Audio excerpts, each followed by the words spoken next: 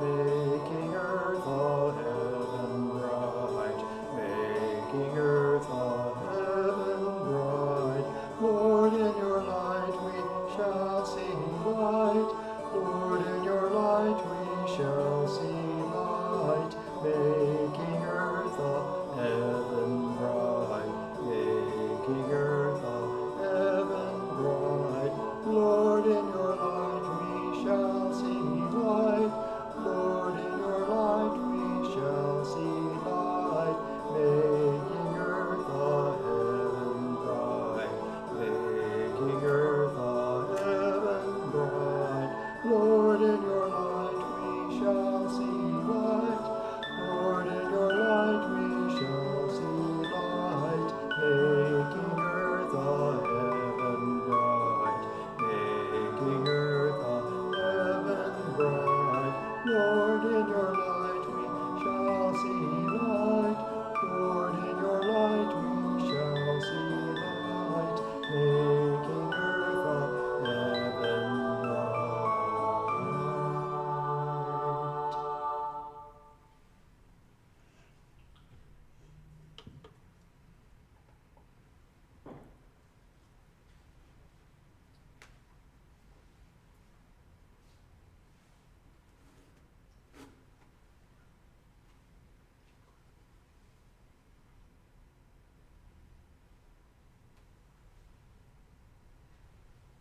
Jyoti, Jyoti, Jyoti Svayam. Jyoti, Jyoti, Jyoti Param. Jyoti, Jyoti, Jyoti Shivam.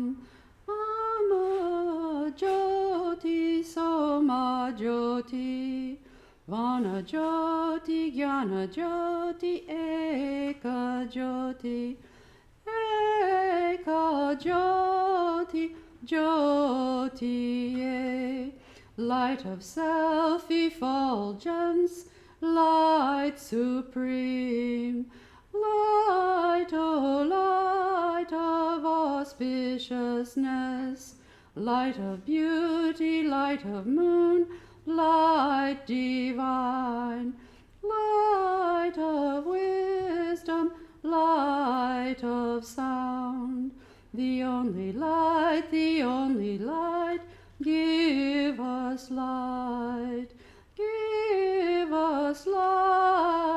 O light of light.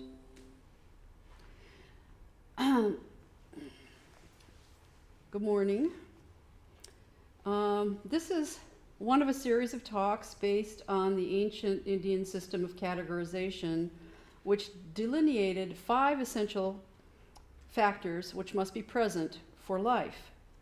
These 5 are earth, water, fire, wind, and space. So today we concentrate on light or fire. There'll be several sections in the talk. We'll talk about sources of light on a planetary scale. Then we're going to talk about fire per se and shiny things, luminous life forms, and then finally we'll end up with Sri Ramakrishna's example.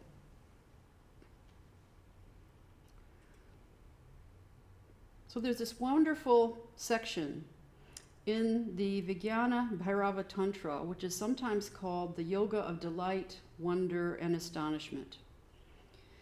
In this text, the Devi asks Lord Shiva, what is this delight-filled universe into which we find ourselves born? What is this mysterious awareness shimmering everywhere within it?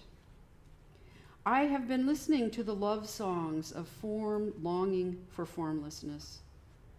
I have been listening to the love songs of form longing for formlessness. What are these energies undulating through our bodies, pulsing us into action, and this matter out of which our forms are made? What are these dancing particles of condensed radiance?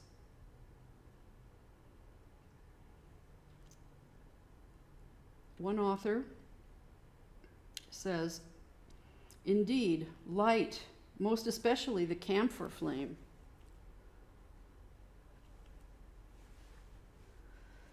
is an extraordinarily potent condensed symbol of the quintessentially Hindu idea that divinity and humanity can mutually become one another. Sri Ramakrishna gives us some insight into his meditation experiences. From the gospel, he says, "Sometimes I saw a vision of the universe filled with sparks of light." And again, once in a vision of the universe appeared to be a chandelier, and each living being a light in it. Now, one of my favorite Gyanis, Sri Nisargadatta Maharaj, says, "The idea of enlightenment is of utmost importance. Just to know that there is such a possibility changes one's entire outlook. It acts like a burning match in a heap of sawdust. All the great teachers did nothing else. A spark of truth can burn up mountains of lies."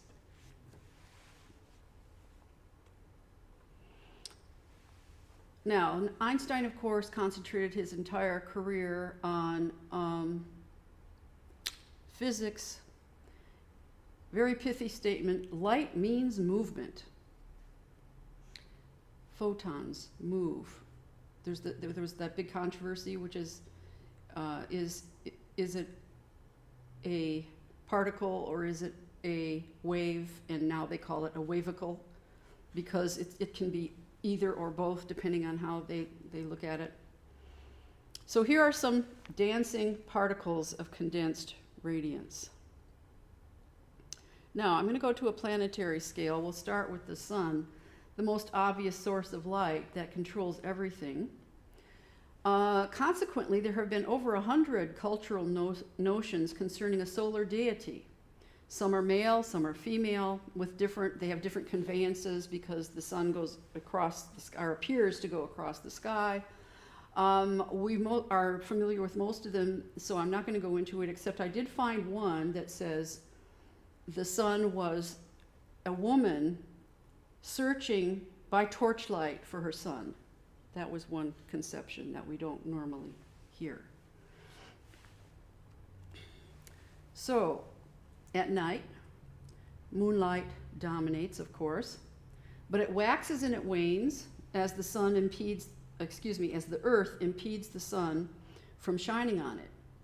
Ancient calendars were built around the movements of the moon, and the annual round marked the intersection of human and natural activities like planting, harvesting, the movement of grazing animals, and the collection of medicinal herbs. The Upanishads have many different stories or examples of dialogues between teacher and student that use these two as examples leading up to an exposition of self-knowledge. Now, there's a magnetic sheath that protects the Earth at both poles from the ravages of the sun. And this creates colorful, shimmering light effects. The solar winds that push the ions needed to create this aurora travel at speeds approaching 2 million miles an hour, or roughly 1,000 times the exhaust of a jet aircraft. The northern and southern lights are the result of collisions between gaseous particles in the Earth's atmosphere with charged particles released from the sun's atmosphere. Now, the type of particles and the altitude of the cosmic interaction determines the type of color that you get. Green is the characteristic color of the auroras. Oxygen at about 60 miles up gives off the various yellow-green colors. At higher altitudes, that is about 200 miles, oxygen produces all red auras. Nitrogen will create blue lights, and neutral nitrogen provides the red, purple, and the rippled edges. Now, how they know about the rippled edges, don't ask me, but that's what they did. They said. Okay, now, early Chinese legends viewed the lights as a celestial battle between good and evil dragons who breathed fire across the firmament. In Japanese culture, the belief is that a child conceived under the northern lights will be blessed with good looks, intellect, and good fortune. In Norse mythology, of course, the northern lights feature predominantly. Shimmering lights were reflections or the glow from the shields and armor of the Valkyrie. These were female warriors who would choose who may die in battle and who may live to fight another day. Dying in battle seemed to occupy the Norse mythology quite a bit, and the aurora was also believed to be like what they called the Bifrost Bridge, that is a glowing and pulsating arch which led those fallen in battle to the warrior's final resting place in their heaven called Valhalla. Now, primordial powers, such as lightning, were deified and given names, and all over the world again, same story here. Indra, Thor, Zeus, Shango in the Yoruba tradition. This type of lightning often came in conjunction with immense thunder and torrential rains, truly spectacular natural phenomena, which brought on a sense of awe and wonder in those viewing it, or experiencing it, I should say. Now, these are red sprites. They appear above the cloud cover where we can't see them. We didn't even know that they existed until they were discovered in 1989 over Australia by the Space Shuttle crew. So there's no mythology here.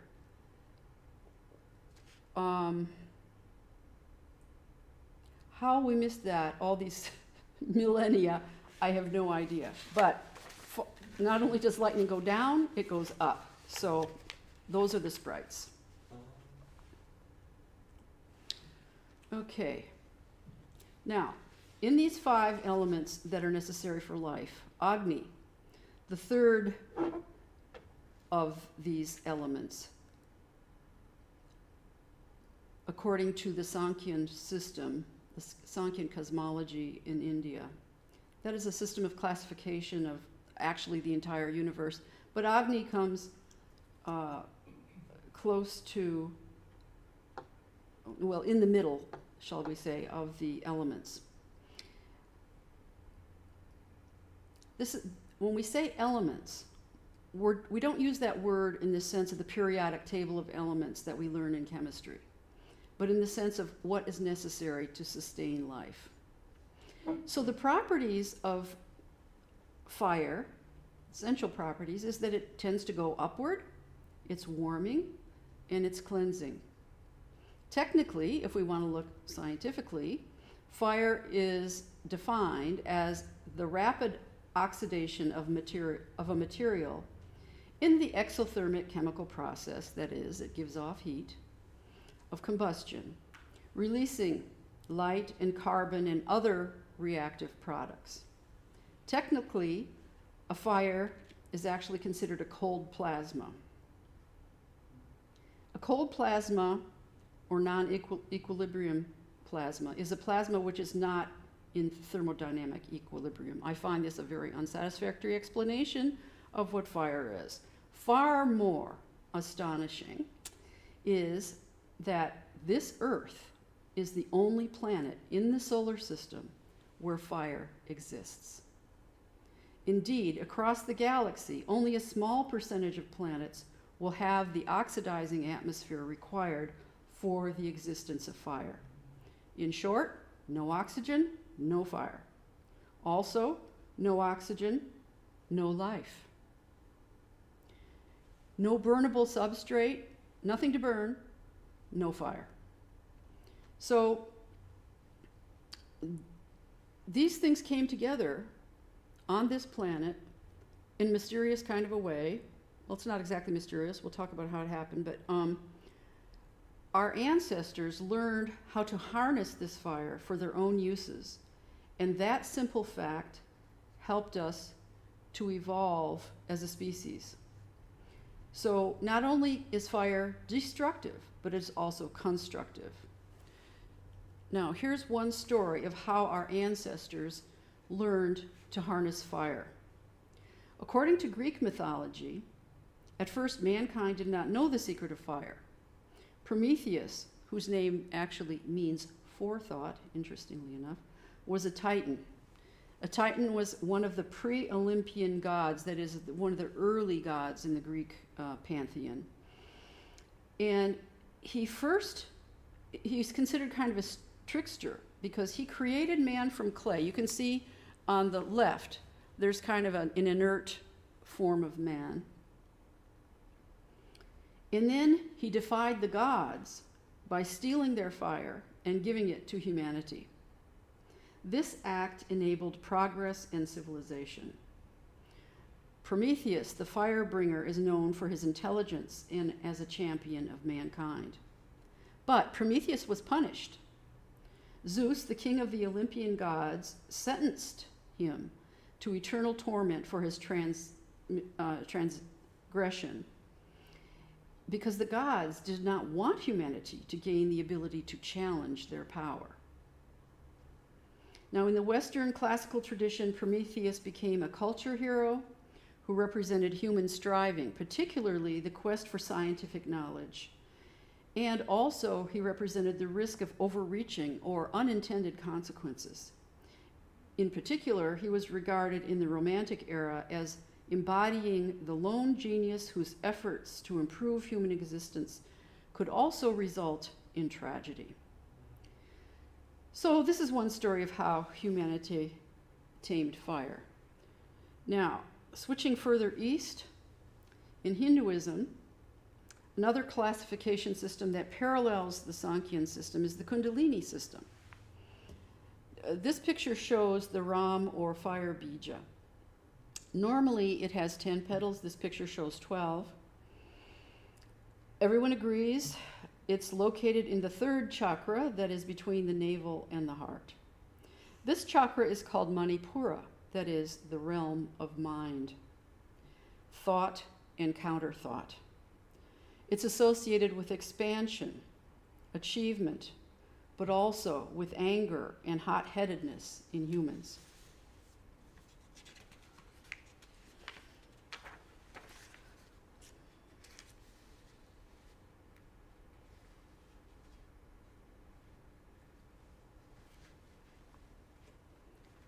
Because Manipura is the chakra of mind, Sri Nisargadatta says, rebel against the slavery to your mind.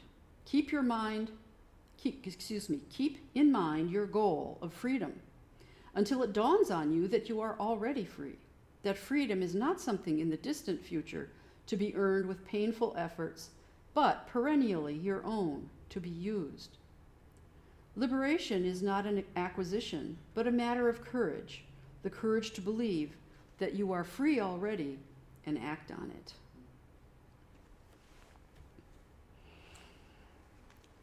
Now, the Agni Tattva, or principle of fire, is also known as Tejas. That's a Sanskrit term that translates not only as fire, but illumination, light, heat, brilliance. It can be classified as a type of energy, vitality, or charisma. It comes from the root word to sharpen or whet. It represents insatiability and the qualities of increasing and consuming. In the Vedas, Agni appears in 3 stages, or 3 places, I should say, phases. In heaven as the sun, in midair as lightning, and on earth as ordinary fire. Agni was considered the priest god, that is, the mediator between humans and gods, as well as their protector and the witness to their actions. In the Rig Veda, Book 1, Hymn 1, it's called the Agni Suktam. It's shown here in Devanagari script, along with English translation. Agni, the perfect sacrifice which thou encompasseth, verily goeth to the gods. That is, Agni consumes the offering and sends the, what we say, subtle essence to the gods. Agni was not anthropomorphized until very, very, very late. You can find some images of Agni, but these are not at all traditional. Yet, and people worship that power. Now, this was a Indo-European thing altogether. I mean, the Persians worshipped with fire. We can even find it in Japan. They do homas in a square homa the same way that we do, etc. It's quite widespread. But the relative importance of Agni declined in the post-Vedic era, and he became internalized. For example, in the puja, the worshiper draws a circle of fire around herself in order to ward off negative influences and to seal herself off for the upcoming internal worship. So fire can be protective. Agni's identity further evolved to metaphorically represent all transformative energy and knowledge in the Upanishads and the later Hindu literature. Still, Agni remains an integral part of Hindu traditions, such as being the central witness of rite of passage rituals. In the human microcosmic parallel to the universal macrocosm, the fire principle is associated with feet, motion, and speed.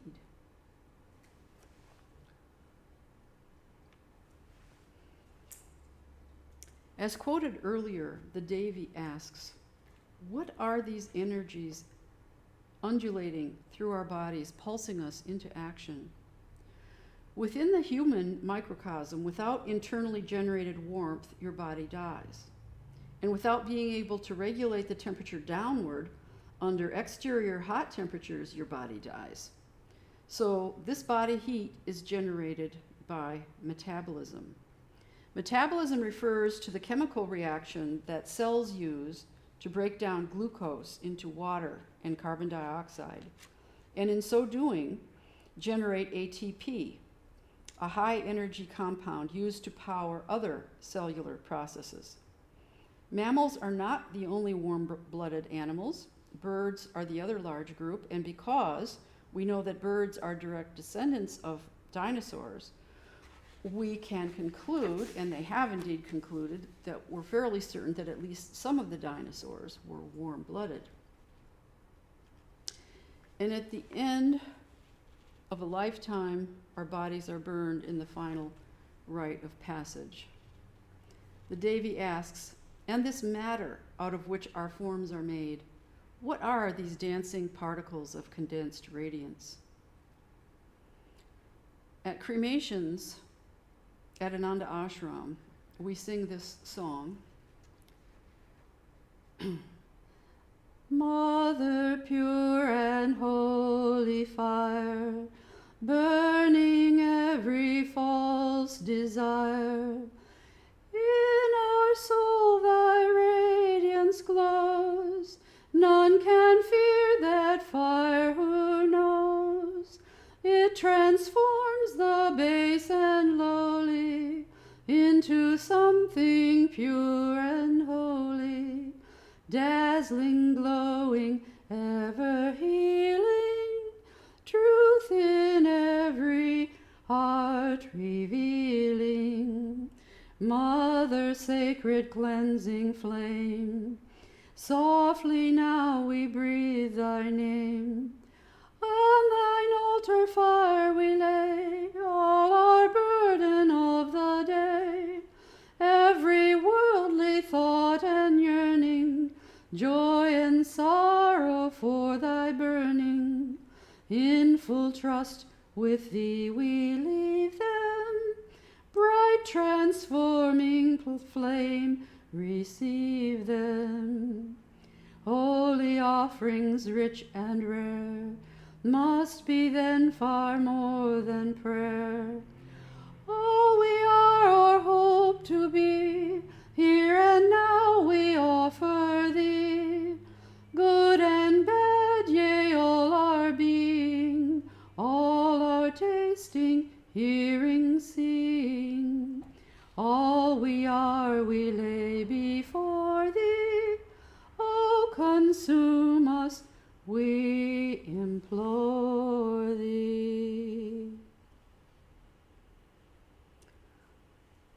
Now, those who have gone before us in prior ages, in iconography the world over, have been shown with halos. It symbolizes that deities and holy people emanated a luminosity that was so intense it could be perceived by others. A halo is also known as a nimbus, an aureole, a glory, or a gloriole. It's a crown of light rays, a circle or a disk of light that surrounds a person in art.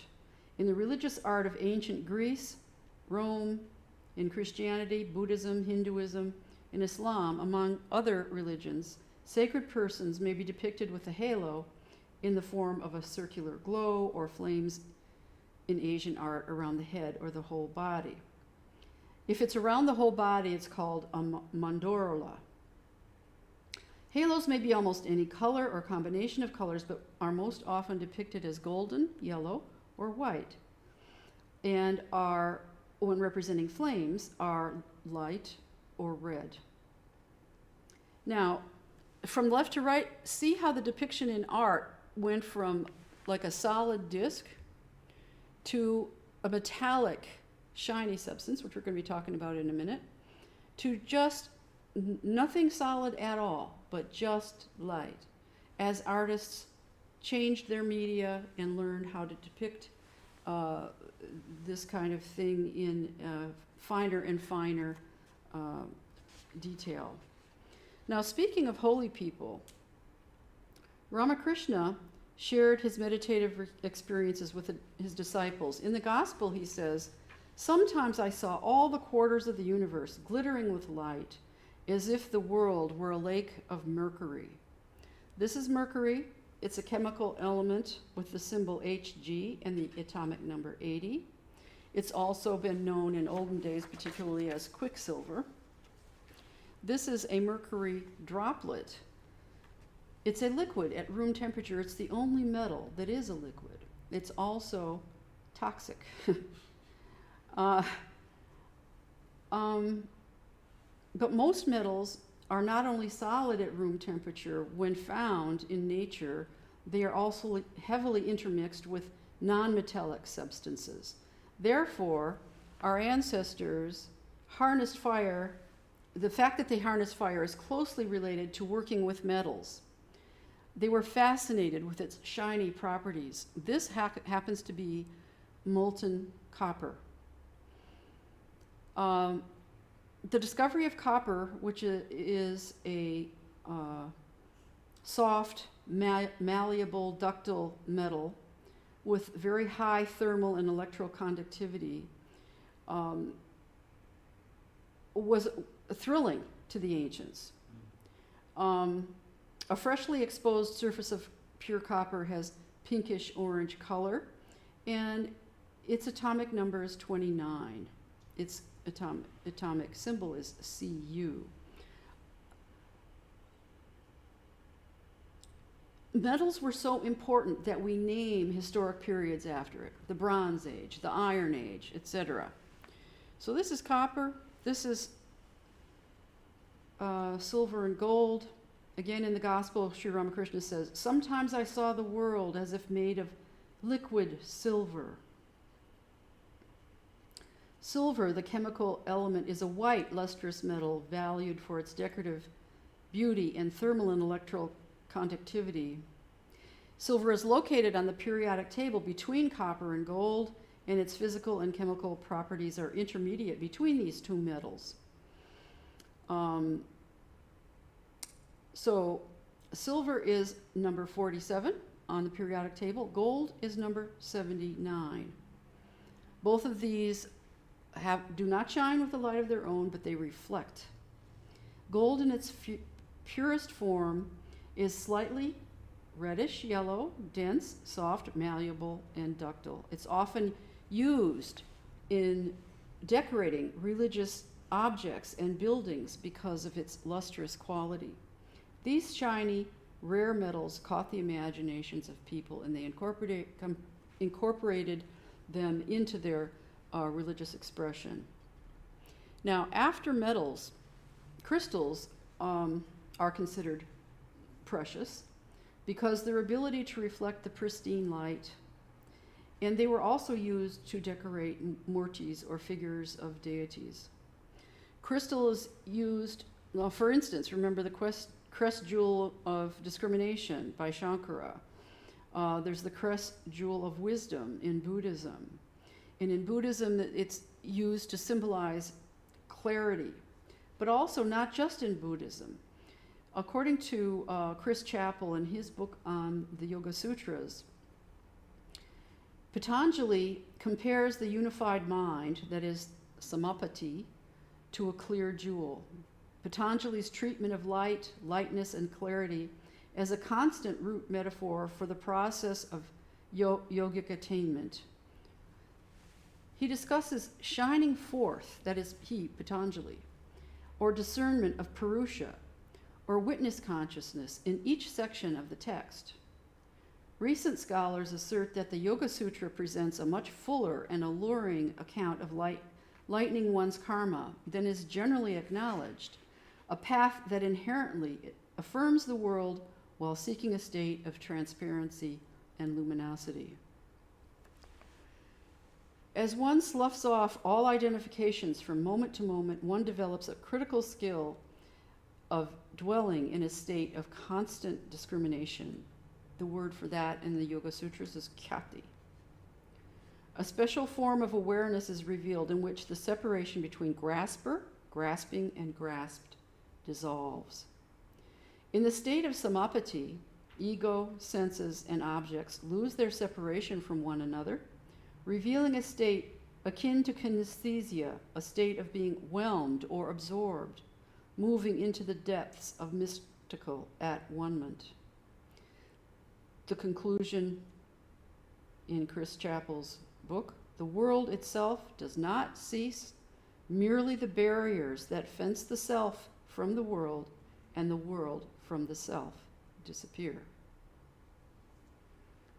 Sri Nisargadatta concurs with that. He asks, what is it to be universal, not as a concept, but a way of life? Answer, not to separate, not to oppose, but to understand and love whatever contacts you. That is living universally. There's another image in the ancient texts, and that is Indra's jeweled necklace. This is an attempt to depict the ability to be simultaneously and consciously one with everything. Now, this picture is shown in 2 dimensions, but the concept is 3-dimensional. Every jewel is linked with every other jewel. That is, linked in the ancient days, they meant reflected in every other jewel. This is, in actuality, one of the first concepts of a hologram, what we call hologram now. Continuing our exposition of sources of light, let's turn to strictly man-made ones. We bend nature to suit us. Fiber optics move light along thin polymers. These optical fibers are light guides which can be used to conduct electromagnetic energy at optical wavelengths. Another strictly man-made technology is a laser, which is a device that emits light through a process of optical amplification based on the stimulated emission of electromagnetic radiation.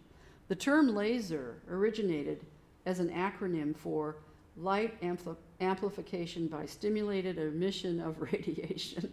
So there's no wonder they called it a laser. Who wants to go through all that?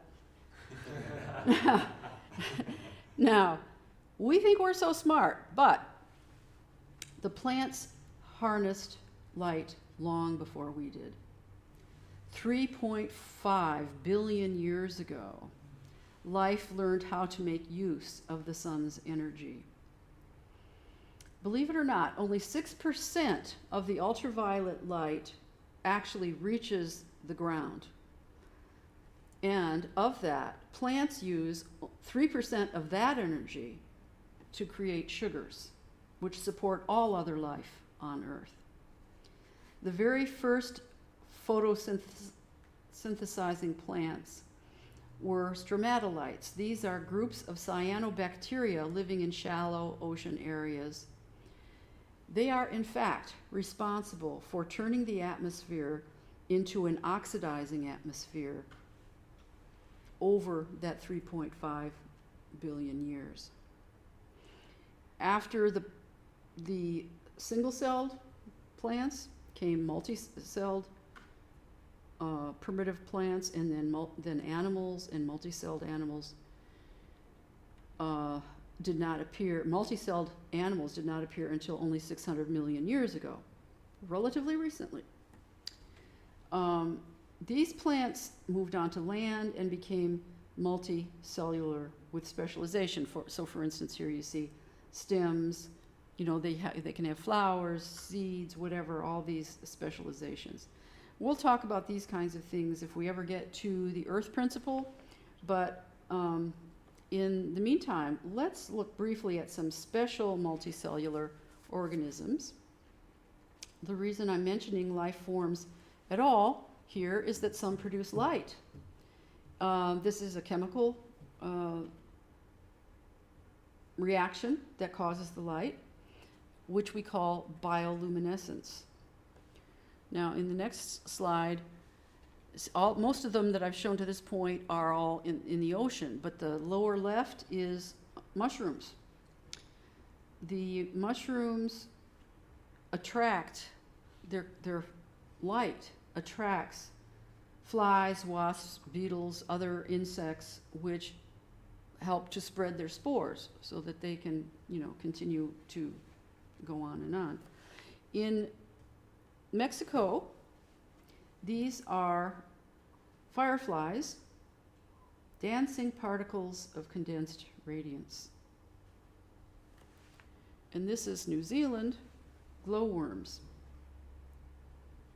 The Davy asked, "What is this mysterious awareness shimmering everywhere within the universe?" Well, answer. It's the intelligence that illumines all matter. Now, to this point, we've been taking perception for granted. Eyes have evolved multiple times on this planet. They've even evolved multiple times within the phylum Mollusca. And different lineages have adopted different strategies for forming images. Eyes and other sensory organs probably evolved before the brain. There is no need for an information processing organ, that is the brain, before there's information to process. Some jellyfish, even now, have elaborate eyes but no brain. Their eyes transmit a message directly to the muscles without the intermediate processing provided by a brain. An eye is simply photoreceptors plus a structure. The eye of many insects is called a compound eye, and it's made of tens of thousands of individual segments. Spiritually speaking, all three players in the process of perception, that is the organ, the object, and the seer, when united, reside in the heart and result in an inner radiance. Now, this is a little bit off from the trend, but I would like to bring in Swami Vivekananda because he does have very interesting things here. From the Complete Works, that which is self-luminous cannot decay. The luminosity of that which shines through a borrowed light comes and goes. But that which is light itself, what can make that come and go, flourish, and decay? Therefore, the light which shines through the mind is not its own. Whose is it then? It must belong to that which has as its own essence, and as such can never decay or never die, never become stronger or weaker. It is self-luminous. It is luminosity itself. It cannot be that the soul knows. It is knowledge. It cannot be that the soul has existence, but it is existence. It cannot be that the soul is happy. It is happiness itself. But the soul has not knowledge, existence, and blessedness as its qualities. They are the essence of the soul. And Sargadatta gives us a little something to look out for. The mistake of students consists in their imagining the inner to be something to get hold of. Perceivables are transient and therefore unreal. Only that which makes perception possible, call it life or Brahman, is real. Then advice, see everything as emanating from the light, which is the source of your own being.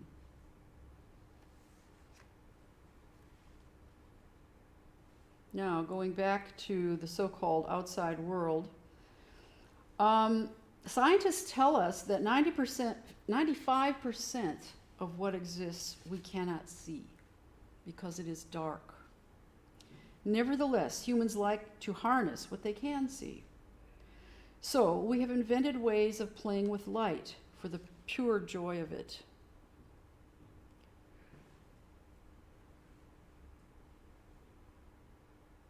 And fireworks for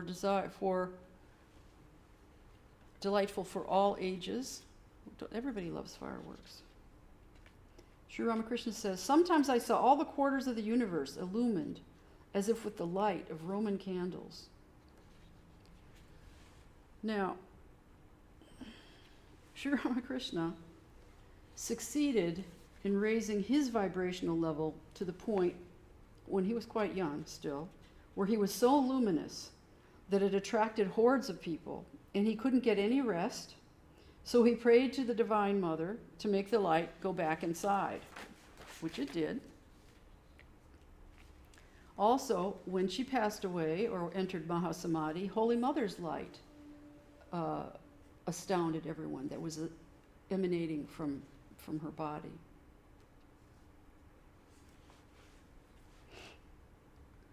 The life of the spirit is directly pointed to by Albert Einstein.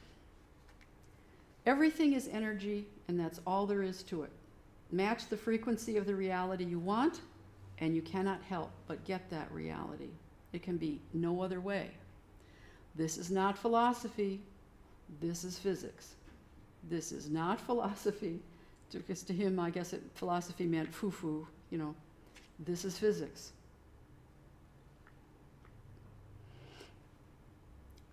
Sri Nisargadatta, again, a couple of things from him. Contemplate life as infinite, undivided, ever-present, ever-active, until you realize yourself as one with it.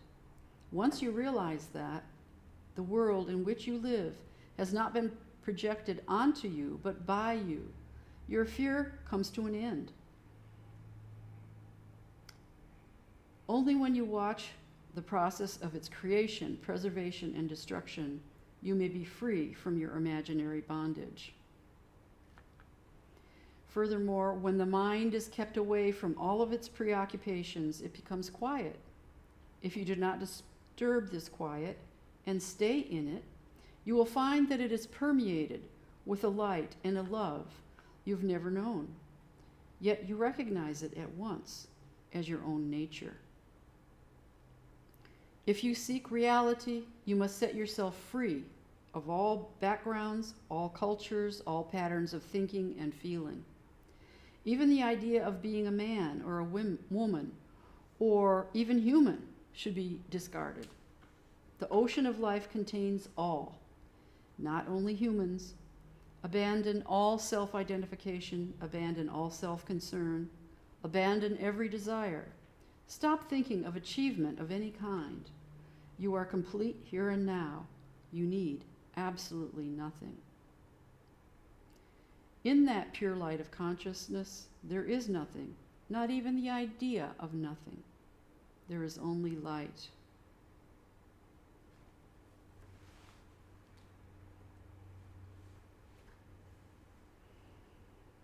To be in that pure, to be the point of light tracing the world, Sri Sargadatta says, is Turiya.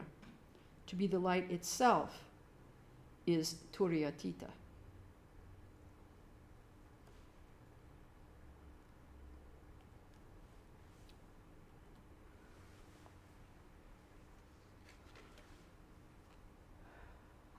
We say every day at Arati, come to the heart's dark cave and illumine. We should be very serious about that. And again, another one of our prayers says, light us through and through with thy sweet, compassionate face. Now we'll have some announcements before I do a final chant. Music first. And music first.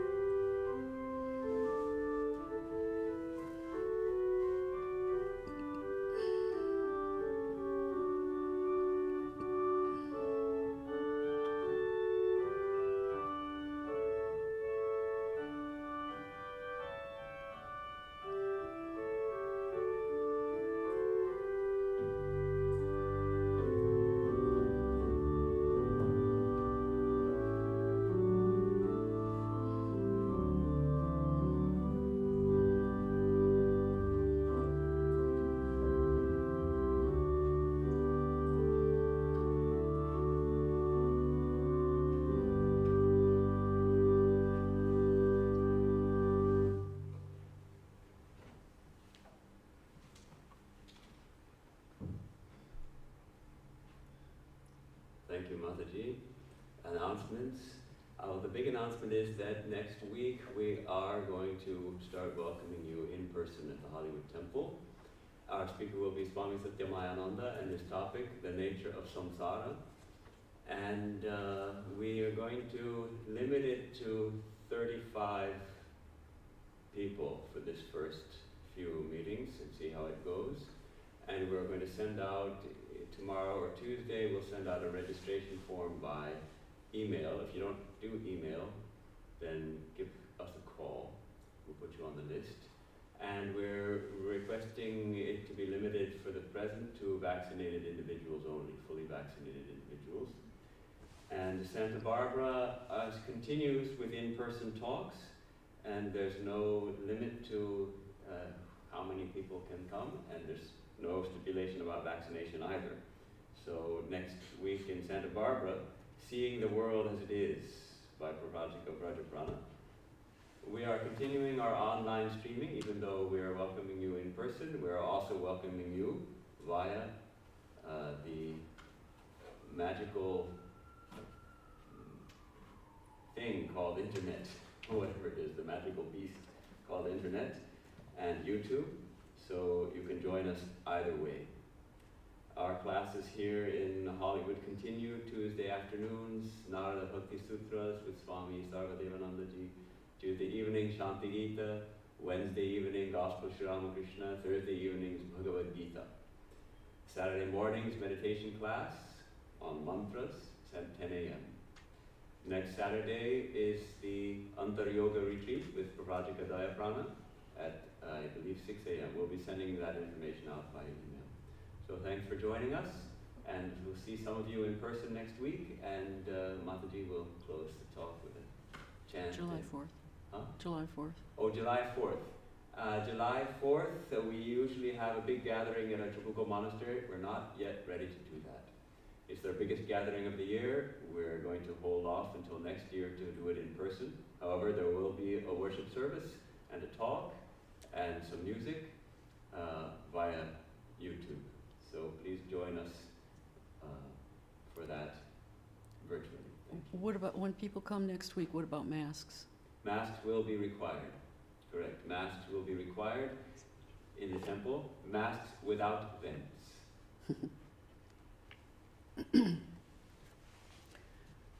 Om Bhur Svaha Tatsavitur Varenyam Bargo Devasya Dhimahi Dhyo Yo Nah Prachodayat. May we meditate on the supreme light. From it the whole universe has issued. It exists in the hearts of all, and unto it will all go back. It is the intelligence in all beings. It is the guide of all intelligence. In it do we take refuge. Om Shanti Shanti Shanti.